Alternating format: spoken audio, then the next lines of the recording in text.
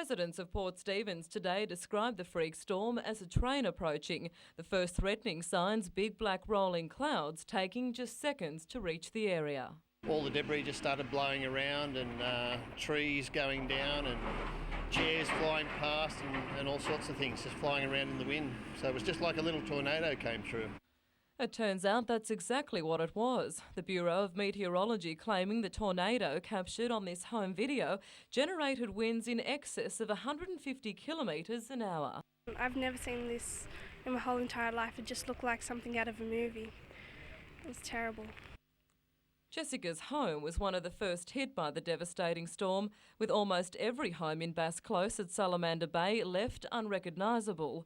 Her mother was taken to hospital with several cracked ribs after being trapped under this glass door, the new homes not standing the velocity of gale force winds, which crushed everything in their path, including this restaurant at Roach's Resort, packed with lunchtime guests just an hour earlier. We were very lucky it came at about 3:20 in the afternoon, and all the guests were mostly out enjoying the sights around Port Stephens, and we've been able to contact them all and relocate them. Over the hill, the roof of the Tomaree AFL club was torn off with such a ferocious strength it left remnants of twisted metal strewn for several hundred metres.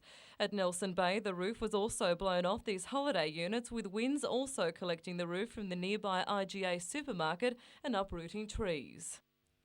At Shoal Bay Caravan Park, a 60-year-old Queensland woman was trapped in her caravan for over an hour when a tree fell on it. She was taken to hospital with suspected spinal injuries, the lucky escape, one of many. And they probably got about 15 people to the polyclinic yesterday afternoon looking at cuts, mostly cuts from glass. And you'd have to say, if that's all that came out of this disaster in terms of injury to people, we've been a very, very lucky community. 52 suburbs across the Hunter had their power cut overnight, and this morning 10,000 homes across the state, including parts of Sydney, Illawarra and the Hunter, were still without power as the state government declared the areas a natural disaster. It appears clean-up crews will continue to be hampered by wild weather in the coming days, with strong wind warnings and more storms forecast tomorrow. Helen Kapalos, NBN News, Late Edition.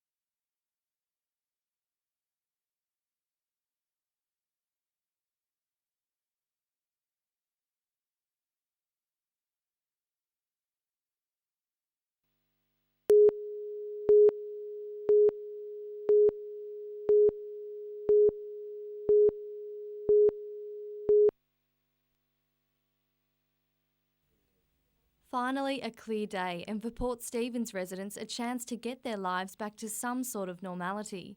Locals quick to praise the CES for their efforts and their bravery.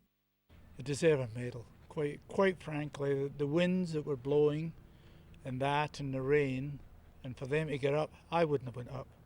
The SES too are quick to return the compliment.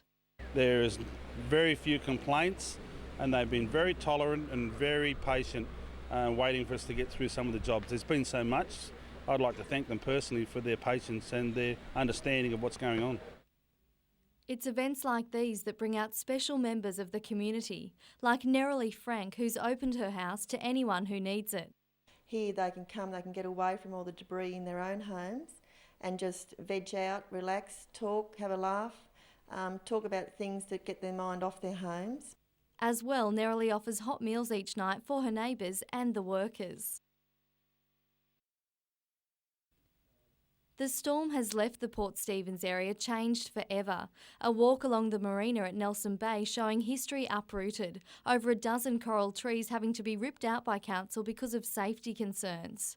Trees will be replaced and residents will start afresh, but the event will remain as one of the region's most devastating storms. Rochelle Reardon, NBN News.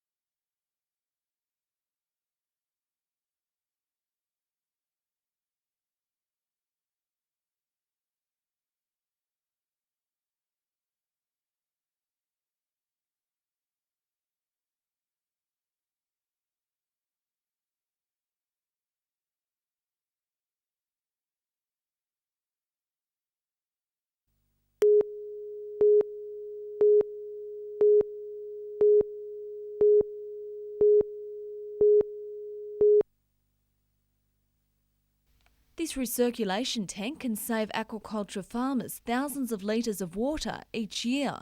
It's part of a push by New South Wales Fisheries to encourage producers to practice more environmentally sustainable techniques. And what we're trying to provide is the most up-to-date information possible for people in the industry to help them with their businesses, but also to educate and assist new investors coming in, that they start off on the right foot and they really make a go of it. Professor Tom Lasordo was the guest speaker at today's workshop. He's spent years working with recirculation systems in the United States. He says as water supplies become limited and environmental requirements more stringent, such systems will be a way of the future. Water reuse technology is going to offer to Australians and also people in the United States a way to intensify fish production with less of an impact on the environment. Lyndall Derrick, NBN News.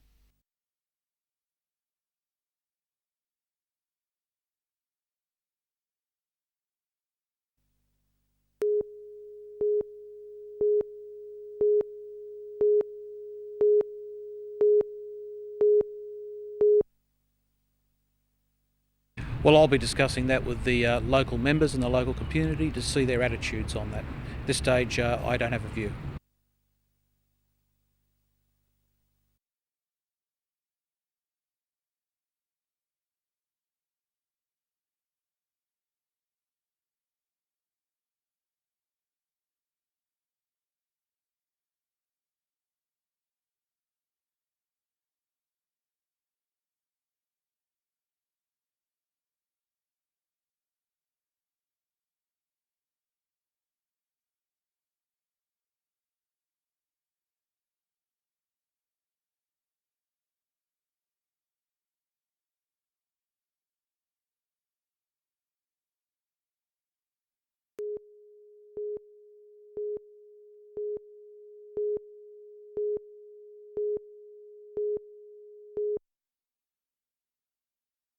It's a simple idea that can help avoid major complications. A porosity detector that aims for perfection. This particular model is the flagship of Cardiff-based manufacturing company PCWI. It weighs around 2 kilograms and uses an electrical current to find any bumps or scratches on metal coatings. Any tiny flaw, or holiday as it's called, would allow moisture into that coating, would rust in the ground. And it's a very expensive exercise to dig that up and to recoat it. The protective coatings on pipelines, fuel and water storage tanks are manufactured to meet specific standards, But despite strict quality control, tiny imperfections may appear, which, if left undetected, can cause serious problems. If you didn't do that type of inspection, I would think that probably the pipe might only last a few years. But if you wanted it to last longer, say 20 years, it is very critical that you ensure that the testing is done. The detector's simple design has already caught the eye of some big Australian companies. Its efficiency put to the test during some major construction projects, including the Sydney Harbour Tunnel and at Mascot Airport. They've used our detectors there for the underground storage tanks, the fuel tanks. And those tanks were checked and inspected with our detectors prior to actually filling them with fuel. PCWI spends around 15% of its annual turnover on research and development. It's also manufactured a product that can check the thickness of coatings as fine as 50 microns, or less than a human hair. The company continually fine-tunes its specialist instruments to make them more efficient and reliable, and the technology is not only confined to industrial uses. During laser surgery, if there was a hole in one of the probes, instead of actually the laser coming from the end of the probe and it was actually coming from the side, would cause major patient damage. So the leads and the probes themselves are actually checked prior to use. In the past 5 years, PCWI has grown from 8 employees to 18. It now sells its products to 30 countries around the world and has its sights firmly set on increasing its share of the export market. We will find is that we'll have to continue our R&D and really have to get out there and market very hard and exhibit our products in countries that are developing.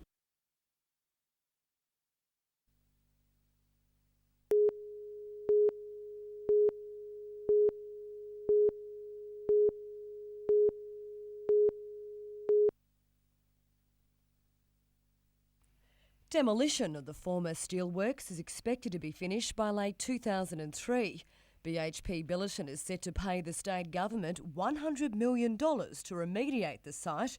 The government, in turn, will give BHP $34 million for the value of the land. It's one of 4 properties which the industry giant is giving back to Newcastle in a deal cemented by Premier Bob Carr today. So it's a very good outcome, and the great winner here is again this magnificent city. All of the commitments that we will meet in terms of environmental remediation have been independently verified, so we're confident that we can meet our obligations in those areas. A plan for a multi-purpose shipping terminal has been approved for the eastern waterfront. Tenders for an international freight operator will be called soon. But in what could be a major setback, the state government today also provided in-principle support to a rival $260 million plan to expand Port Botany Bay. Whatever the case, the remaining 110 hectares of the steelworks site is still up for grabs. It sets up land for future port and industrial development. Also under the plan, 500 hectares of sand dunes and wetlands between Redhead and Belmont will be saved from housing development. Also likely to be protected, a significant part of 1,500 hectares of donated land at West Wallsend, while 230 hectares of land on Kooragang Island will be available for industry. Vanessa Trezise, NBN News.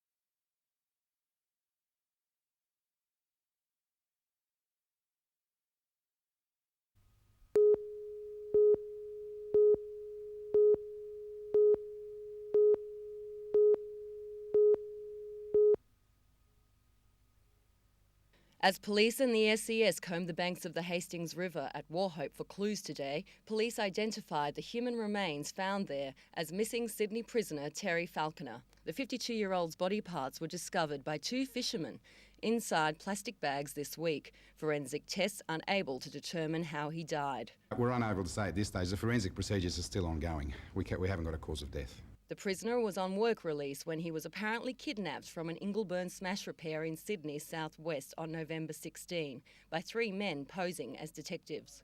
Falconer was just 5 weeks away from being released from Sydney's Silverwater prison after spending 5 years in jail for serious drug offences.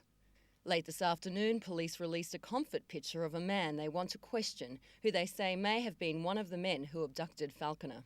We're appealing for anybody who may have witnessed any suspicious activity in that vicinity in the past 2 weeks or so, since the 16th. Louisa Rubo, NBN News.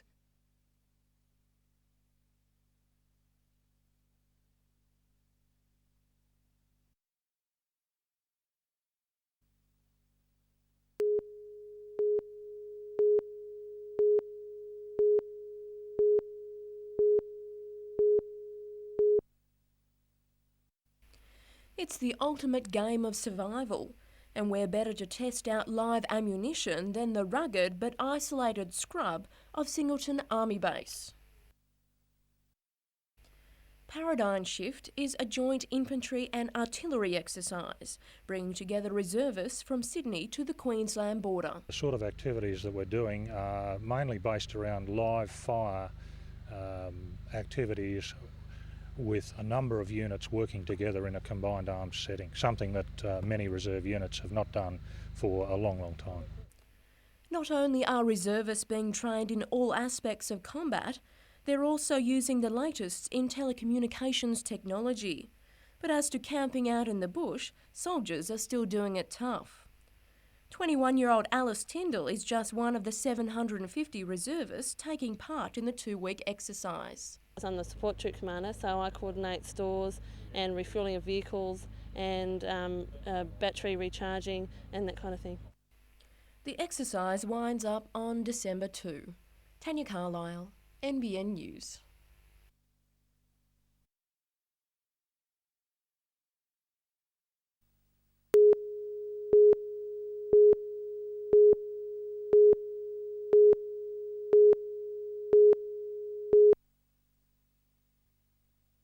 Anchored in a quiet corner of the lake, the crane vessel Alkira was a hive of activity today. On board, its crew was viewing the lake floor with underwater cameras, checking the growth of this invasive green weed known as Caulerpa taxifolia.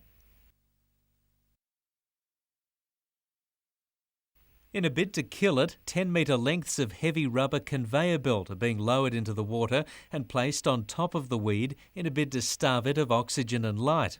The idea was the brainchild of 15-year-old school student Emma Lodge, who conceived it as part of a school project. She's since been nominated for Young Australian of the Year. I came up with just basic little tests to try and find out ways to eradicate it, and I came up with depriving it of oxygen by using conveyor belting. So we've just been working to try and find ways to get rid of it, and now it's happening. Now we've got the trials happening. It's great. The trial also involves rock salt, which is thought to be toxic to the weed in high concentrations. The Fisheries Department hopes the trial is the first step in eradicating the weed before it takes hold. It doesn't seem to grow as prolifically as the stuff in the Mediterranean. It's not in the deeper water, and it dies back quite dramatically in the winter, so it doesn't seem to be behaving the same way as the Mediterranean. So we don't think at this stage that it's going to be the same scale of problem that they've had overseas. Paul Lobb, NBN News.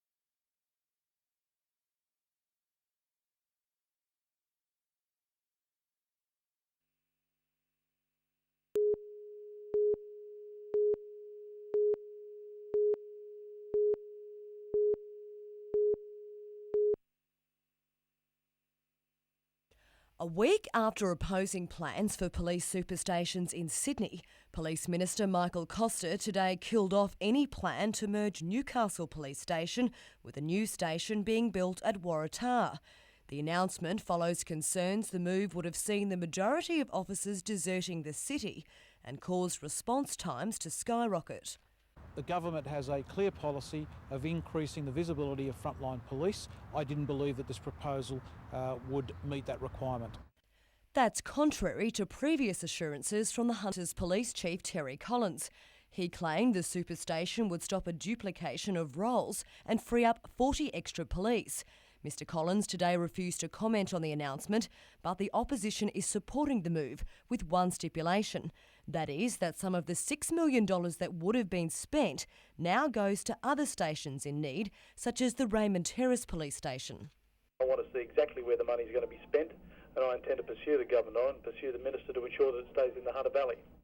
The Cessnock-based Police Minister says the Waratah station will still be built. However, several later stages may no longer be needed.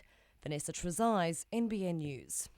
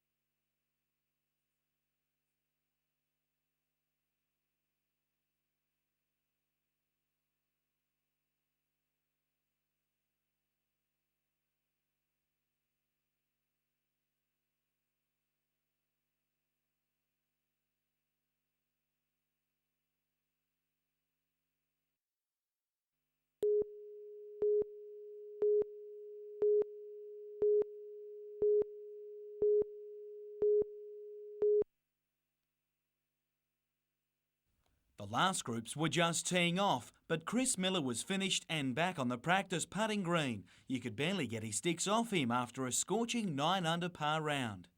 Yeah, very satisfying, but I guess first round, it's a four-round tournament, so yeah, just got to keep it together for 3 more rounds. And needing just 25 putts over the 18 holes, rounds may be coming well into the night for the Marrickville golfer. well, yeah, late tee off tomorrow, so I'm sure I'll go have a few beers. I know. The morning conditions certainly favoured the early groups, with calm conditions helping some low scores. Englishman Stuart Martin holds 2 course records in the old dart, and his putter was on target early today. He's the leading international player at 2 over. One of the pre-tournament favourites, Richie Smith, didn't have the start that he would have liked, finishing 1 over for the day, while former runner-up Ian Edwards was better positioned after a 1 under 71. But after Miller's sizzling start, he'll certainly take some catching.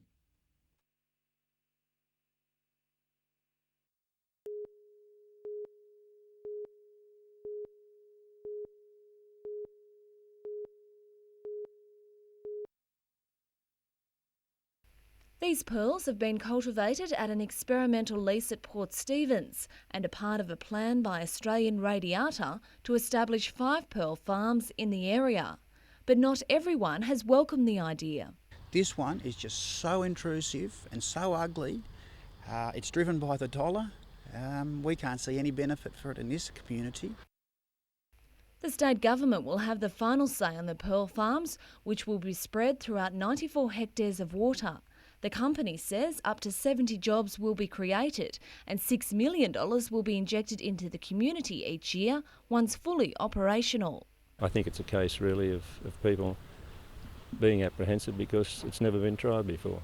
But even the divisional commander of the Royal Volunteer Coastal Patrol has entered into the debate, saying it will be difficult for boats to negotiate the leases. You can't see these things, and we're bringing vessels in from outside, people who don't know these waters, and certainly entanglement or anything like that could happen. But according to the company, negotiating the waters won't be a problem for even the largest yacht. It claims the leases will be at least 4 metres below the surface, even at low tide. Jobs for the project will be advertised this weekend, while a public meeting on the pearl farms will be held the following Saturday. Lyndall Derrick, NBN News.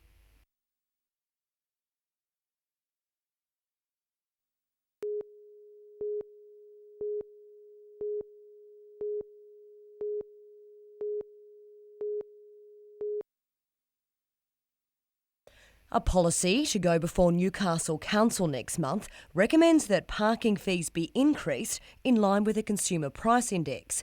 Council says it's trying to convince people to use public transport, but some motorists aren't impressed. I think people are already paying enough in Newcastle. It's good enough. There's probably the council's just trying to make money out of it, I think. Well, there's no point in increasing the cost of parking unless you improve public transport. Public transport's not convenient for most people, so I think they should actually reduce the cost of parking. Motorists presently pay $1 an hour to park at a metered bay in the city. How much the price would rise hasn't yet been announced, but it's expected to be only a modest amount. Despite that, the Newcastle and Hunter Business Chamber is livid. It says in tough economic times, even a small increase will send shoppers fleeing to other centres where the parking is free. So I would see that you'd be talking about loss of jobs, movement of people, and you'd see a revitalised city that's trying to revitalise and is in the middle of doing it, going in a backward step. But Council's General Manager Janet Dawes says past experience has proved that price rises do not deter shoppers. Vanessa Trezise, NBN News.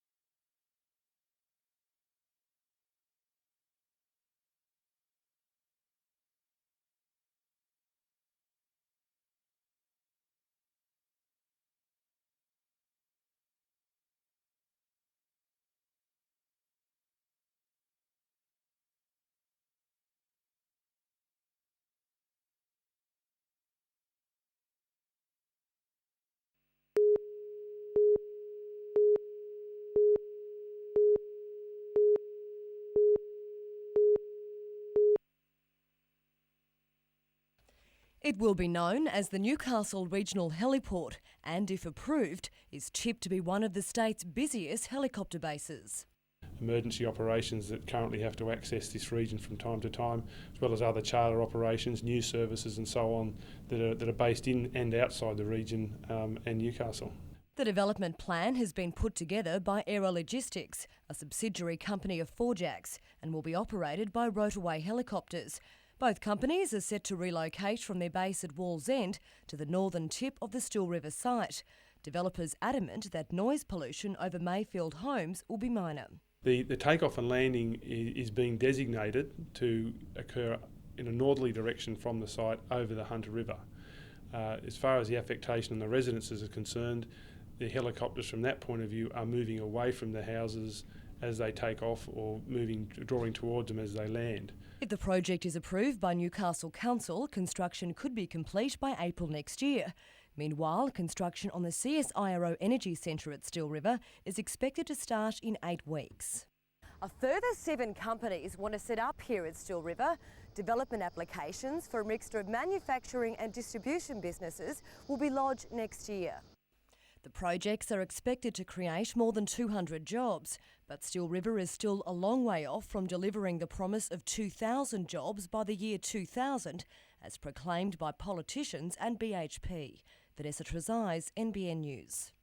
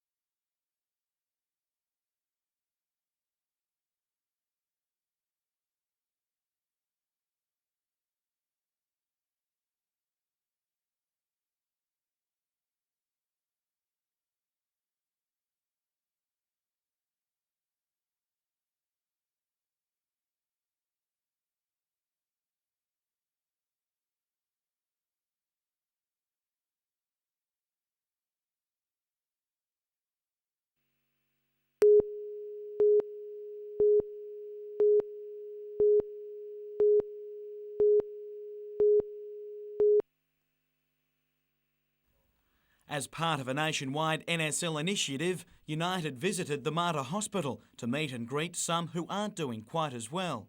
It certainly put things into perspective for those in the United camp who have some injuries of their own.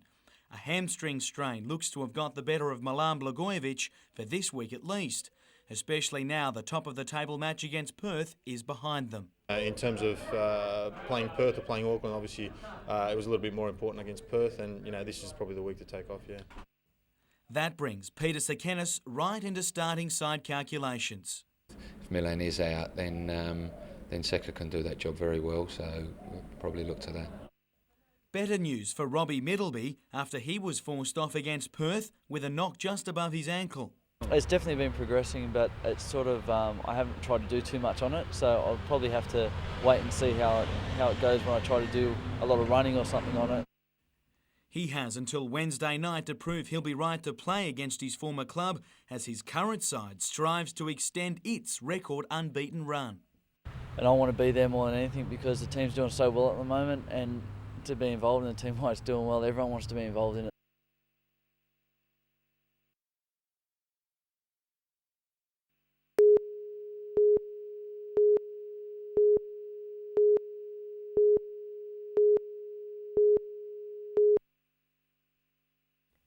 This year's annual report signalled a modest increase in trade throughout the port, the 1.6% rise accounting for almost 74 million tonnes. But while imports were down, exports were the big winner, the growth figure reflecting more commodities through the port like aluminium and mineral concentrates. Basically, the corporation says diversity is the way of the future and is responsible for a 13% increase in container trade through the port. And the Port Corporation says its future prosperity lies in making sure the facility doesn't just rely on handling coal, a situation which could ultimately prove financially disastrous. Improving grain handling is now a key priority and is already in place with a $340 million expansion underway. Another boost for the port is the arrival of a new cargo ship, MV Cape Derby, a bigger and more efficient vessel which the port claims will speed up trade between Newcastle and Northern Asia. Helen Kapalos, NBN News.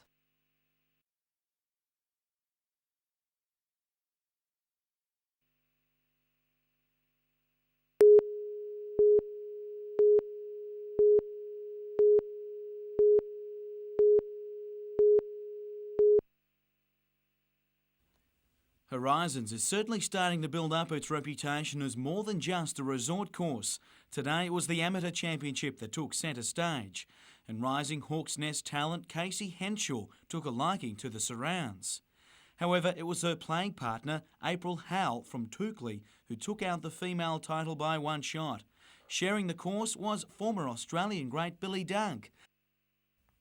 The much celebrated golfer enjoyed his 63rd birthday by having a hit.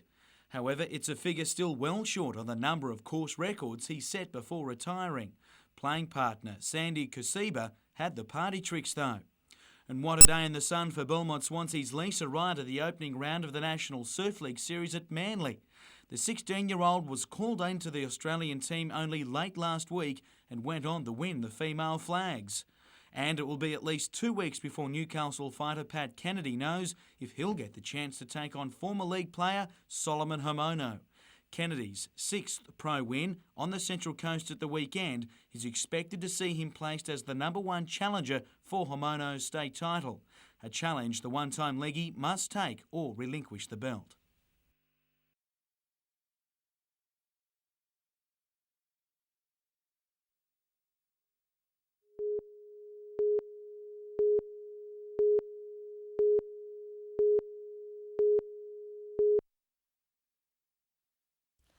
It cost $1,000 and took 12 months to build, and it's easy to see why this remote control train installed by the owner of this Maryland house has caught the imagination of young and old. But it's also raised the ire of some living nearby, despite reassurances by Ray Burgess's immediate neighbours. Luckily the neighbours on either side of me are pretty good. Hopefully any further distance than that I can't say. However, some residents along Burnborough Street who prefer to remain anonymous say the noise from its whippersnipper engine is just too much. The locomotive only departs 4 times every night, with each run taking approximately 6 minutes. But the father of 2 has dismissed the complaints, saying the reason for building it in the first place was simple. For the kids, I like to see the smiles on the kids' faces. Helen Kapelos, NBN News.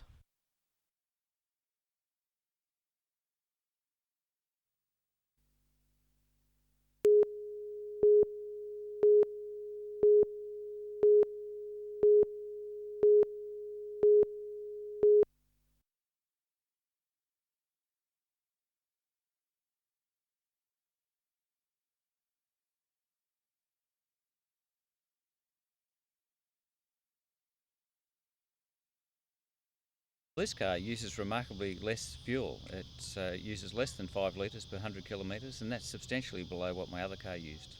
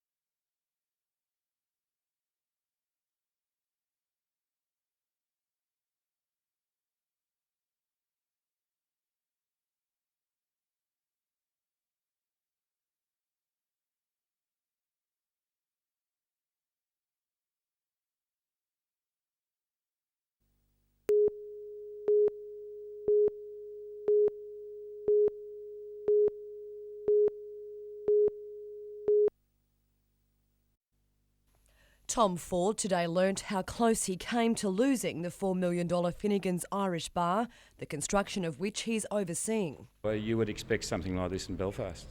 You don't expect that in sleepy old Newcastle. Police say arsonists broke into the bar on the corner of Derby and King Street around 2:30 this morning. They poured an accelerant on piles of building timber, then set it alight. There was a number of spot areas inside. It wasn't just isolated to one area. There was a number of areas that were set alight and also a little bit of evidence that was left behind. At this stage I'm not able to say what, but that will be followed up as part of the investigation by crime scene. Luckily, 2 passers-by called the fire brigade, who were at the scene in minutes, and extinguished the smouldering piles.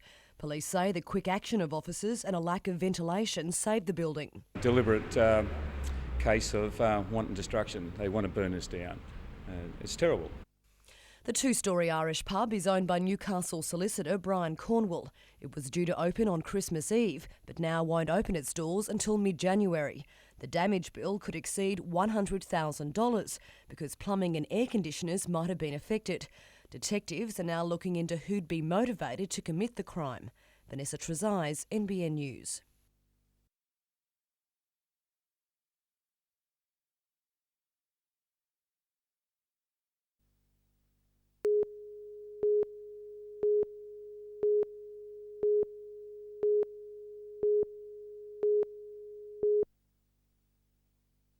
In February last year, David Griffin noticed a suspicious man walk into the ANZ at Hamilton wearing a full-face bike helmet. I think he looked a bit big to tackle physically. I went and got in my vehicle and thought I'll stop him with the vehicle.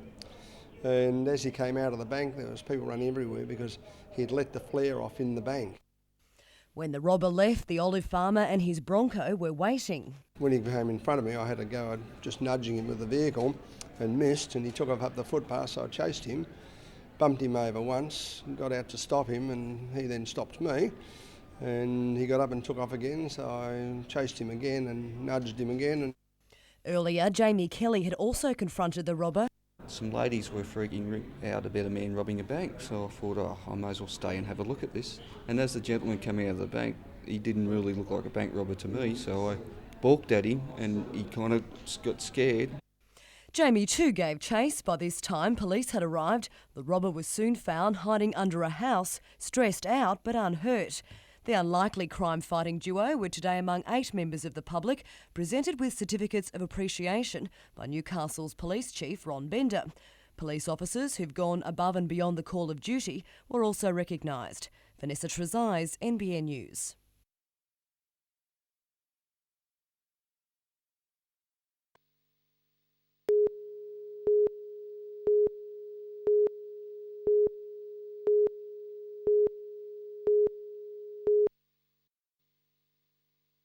Scott Kennan is one of the most anxious of the 25 drivers who will get behind the wheel this Saturday night. Due to financial constraints, the 27-year-old has raced only once this season, but judging from his practice laps around Newcastle Speedway today, he's more than capable of carving up the track.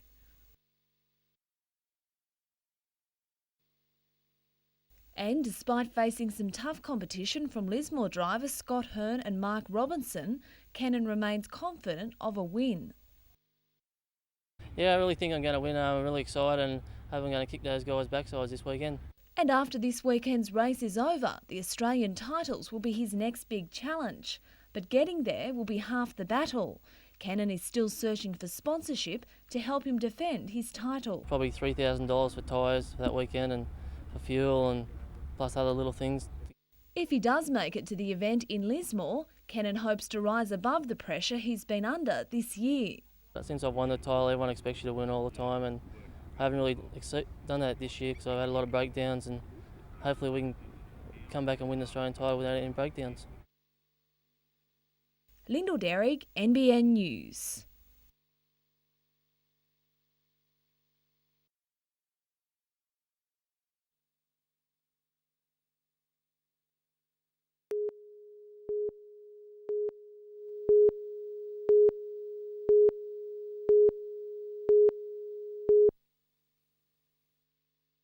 This is how Trevor Hollingshed's dam looked just under 12 months ago, but today the picture is a vastly different one. The same area now crammed with a waterborne noxious weed known as salvinia, which doubles every 5 days. It's got pretty massive now, as you can see, and it's really going to head downstream with the next flood between here and Singleton, probably the ocean, so every neighbour between here and there is going to wear it. And it's obvious nearby landholders from the area aren't too happy about wearing it now, the infestation posing a major problem to waterways which become polluted and unusable to livestock who need them for drinking water. Furthermore, landholders claim that repeated delays with Cessnock Council inspectors has made the problem worse, and their apparent failure to inspect the weed because of inclement weather means it has now gone untreated for 2 years. Council's not going to spray it, they're asking me to spray it, and I think it's their responsibility because I notified them before the problem got to my place, 1 kilometre away. But it seems the matter has a long way to go before it's resolved, with council officials today unavailable to comment on the dispute until they receive a full briefing. Trevor's last meeting with council saw him asked to pay $10,000 to fix the problem, but he's now hoping a much cheaper solution is available. Helen Kapalos, NBN News.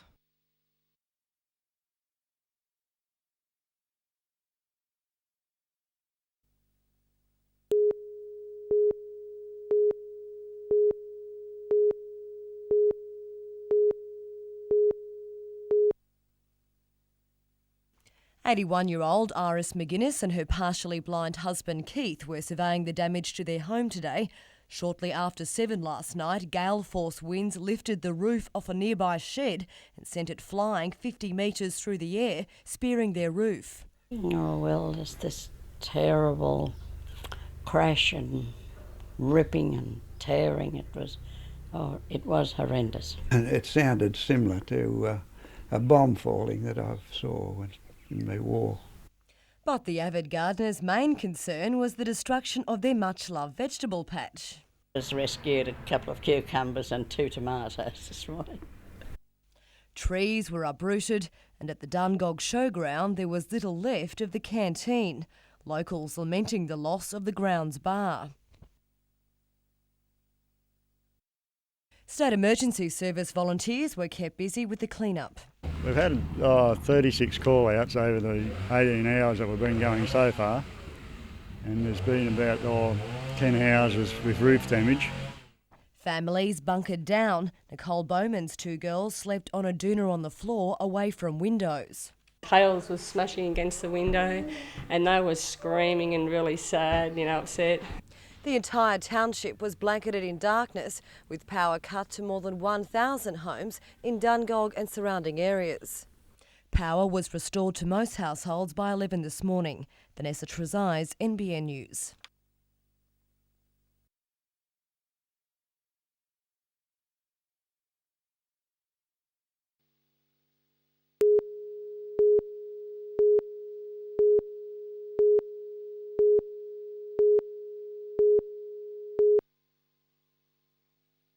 Johnny Mowbray isn't one for giving up easily. 2 years ago, the jockey and former first-grade West player had his leg amputated after an old footy injury led to irreparable vascular damage.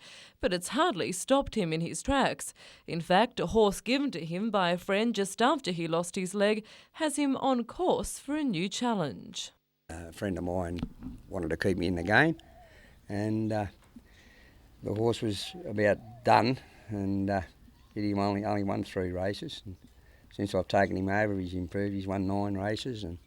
And if the patient trainer has his way, Midfree Lorenzo will have another victory under his belt tomorrow when the pacer lines up for the Newcastle Cup. For Mowbray, just getting there has been exciting enough. Oh yeah, I've never had a Harold Park horse in my life. And Mowbray says that's why he has every chance of at least placing among the field of 14 in tomorrow's feature race.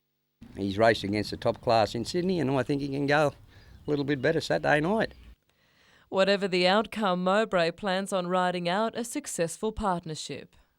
Like, I've had that many offers to sell him, but if I sold him, I'd have nothing else to do. Sit here and just dwindle away. So no, I think I'll just keep him and retire him. Helen Kapelos, NBN News.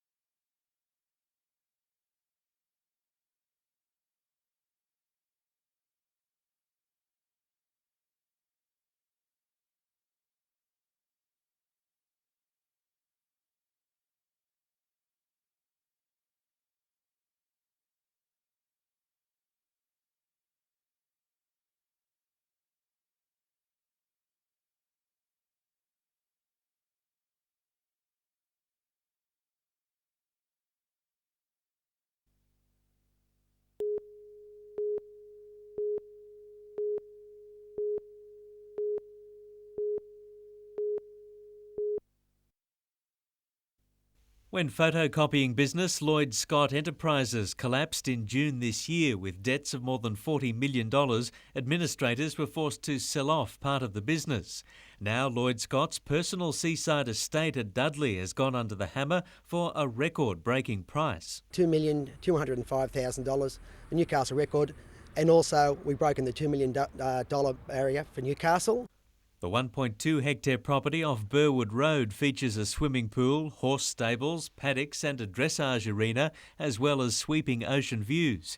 It was bought by a Newcastle chiropractor who will become the new neighbour of rugby league great Paul Harrigan, who lives next door. The previous Hunter Region record was $1.65 million paid for a house in the same street.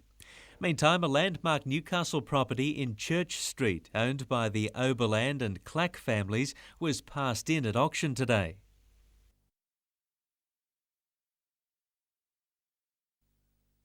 But that's where it stopped, with bidding on the 118-year-old property next to the old Alcron restaurant failing to reach the reserve. Paul Lobb, NBN News.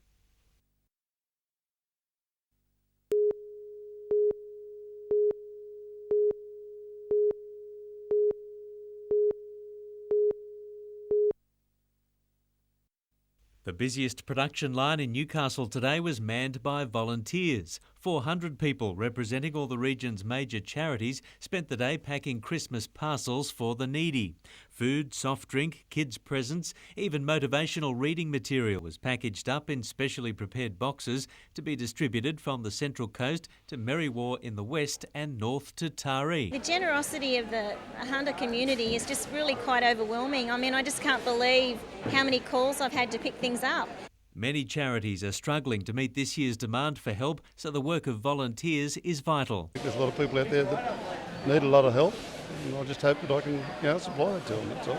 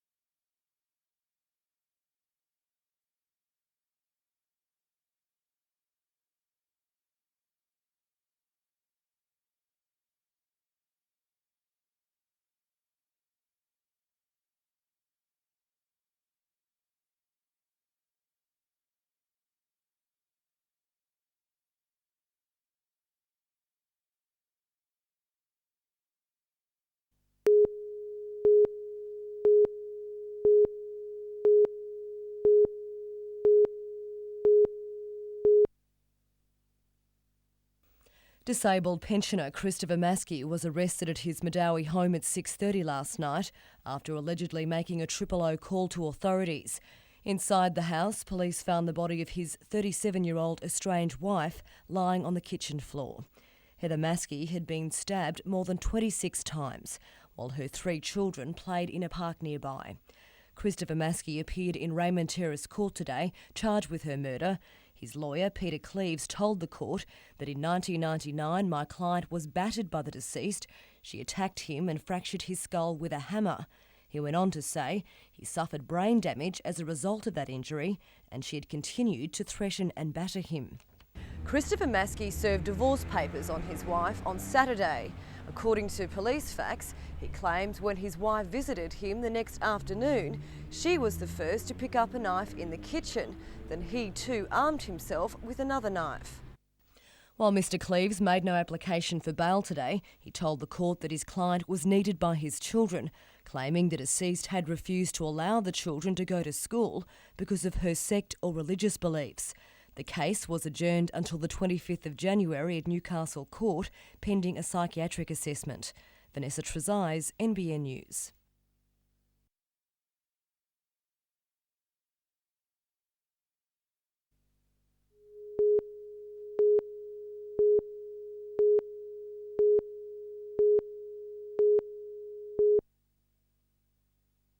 Planning Minister Dr Andrew F. Shorgie arrived in Newcastle this morning for the launch of the project. The 2 office block towers overlooking the harbour will be the largest commercial office development in Newcastle since the construction of the tax office. It'll employ about 200 jobs during construction. It'll be the home for about 400 office workers in completion, and probably an investment between $25 and $30 million on completion.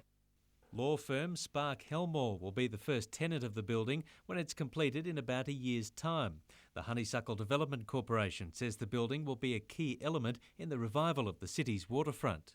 We have the hotel underway, we have Linwood, we have the marina, so there are already workers coming to Honeysuckle to supplement those in the city. So it's a significant key, but one of a number. Paul Lobb, NBN News.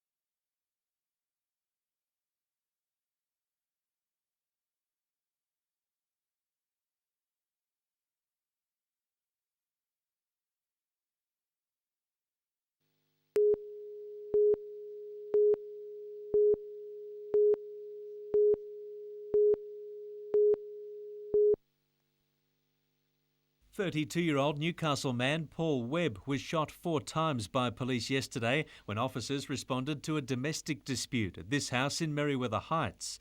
Police say he threatened them with a submachine gun before they opened fire, seriously wounding him. A woman and child in the house escaped unhurt. Last night, a small arsenal was removed from the house, including a military submachine gun with a crate of ammunition, a shortened rifle, spear gun and samurai sword. Police say Mr Webb was well known to them and is an associate of the Life and Death motorcycle gang. Very disturbing, very concerning, because when you look at that type of weaponry, obviously it's not there for any lawful purpose. It's quite sinister and can cause massive destruction in terms of if a person let loose with that type of firearm. Today, the 2 officers who fired on Mr Webb returned to the scene to reenact the shooting as part of an independent review into the incident. They recounted the events step by step for investigators. Both the officers have been offered counselling.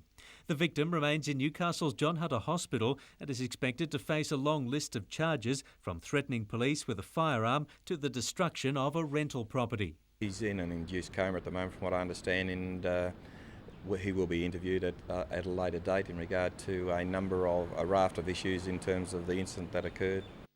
Paul Lobb, NBN News.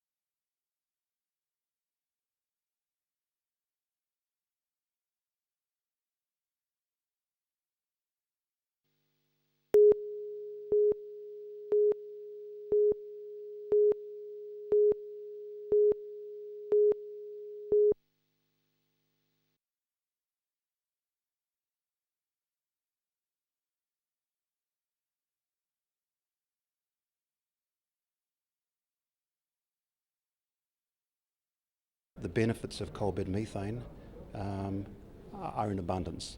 It's environmentally friendly, it's clean, it's less expensive, and as I say, it's in abundance.